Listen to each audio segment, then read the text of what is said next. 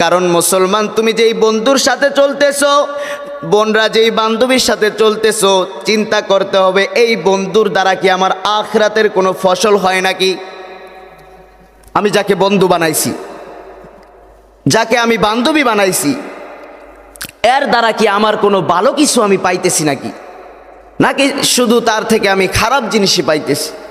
তাহলে তাকে বন্ধু বানানো যাবে না। কোরআনের স্পষ্ট কথা, যাদের থেকে তুমি আখিরাতের ফসল পাও না, 24 ঘন্টা কথা বলতেই থাকে, একবারও বলে না আজকে কি নামাজ পড়ছো নাকি, একবারও বলে না আয় আমরা সবাই মিললে একবার বলি আলহামদুলিল্লাহ।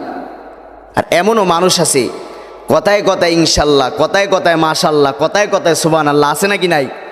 কারণ কি, কোন জায়গায় মাশাল্লাহ বলতে হইব, কোন জায়গায় সুবহানাল্লাহ বলতে হইব, কোন জায়গায় আলহামদুলিল্লাহ বলতে হইব, কোন জায়গায় ইনশাল্লাহ বলতে হইব, তার দিলের মধ্যে এটা সর্বসময় জাগ্রত থাকে, বিদায় সে আমল করতে পারে। কথা বলতেই থাকে, একবারও বলল না সুবহানাল্লাহ। কারণ কথার মধ্যে তো সুবহানাল্লাহর কোনো সম্পর্কই নাই। আমার কথা বোঝেন নাই? কথার মধ্যে তো আলহামদুলিল্লাহর কোনো সম্পর্কই নাই, কথার মধ্যে তো ইনশাল্লাহর কোনো সম্পর্কই নাই। তাহলে ও বলবো কেমনি? ওরা শুধু দুনিয়ার রং তামাশার মধ্যে মেতে আছে। এজন্য আল্লাহ রসুল বলে তোমার বন্ধু বানাতে হবে ওই ব্যক্তিকে যার সাথে তুমি জান্নাতের মধ্যে যাইতে পারবা।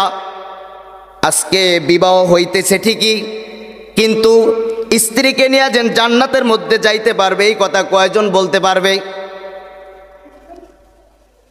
স্বামী স্ত্রী যেন জান্নাতে দোনোজন যাইবে। এখন আপনারা প্রশ্ন করতেন, হুজুর জান্নাতের টিকিট কি আমরা পাইছি নাকি? জান্নাতের টিকিট আপনারা পান নাই, কিন্তু আপনি যদি আল্লাহকে স্মরণ করেন, আল্লাহর কথা মানেন, তাহলে আপনার দিলে এই কথা আপনি ধারণ করতে পারেন যে আপনাকে আল্লাহ তাআলা একটা জান্নাত দিবে। এটা আপনি মানতে পারেন, কারণ কোরআনটা সাক্ষী দেয় যারা সলিন হবে, মুত্তাকিন হবে, পরহেজগার হবে, আল্লাহর খাঁটি বান্দা হবে, তারা অবশ্যই জান্নাত পাইবে। এটার মধ্যে কোনো সন্দেহ নাই, কোনো সন্দেহ নাই। বিবাহ করতেছে, সব কিছু করতেছে। আচ্ছা, বিবাহ শাদীটা কি? এটা দ্বারা আপনি কি বুঝতে চান? শুধু দুনিয়ার স্বাদ মিটানো এতটুকু শেষ?